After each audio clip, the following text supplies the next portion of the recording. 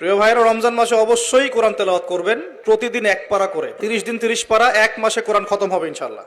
এবং তারাবির নামাজ জামাতে এবং খতম তারাবি পড়ার চেষ্টা করবেন, এবং সবচেয়ে সুন্দর তেলাওয়াত করতে পারে এমন কাউকে ইমামতির দায়িত্ব দিবেন।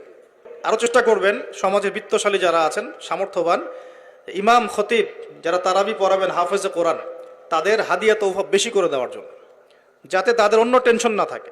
সারা মাস তারা এইভাবেই ইবাদত করবে, আমাদের সবাইকে নিয়ে নামাজ কালাম পড়াবেন, তাদের পরিবারের দায়িত্ব আমরা নিয়ে নিব ইনশাআল্লাহ। পারা যাবে তো নাকি? সামর্থ্যবান যারা আছেন আগে ভাগে কিছু বাজারঘাট করে রাখতে পারেন।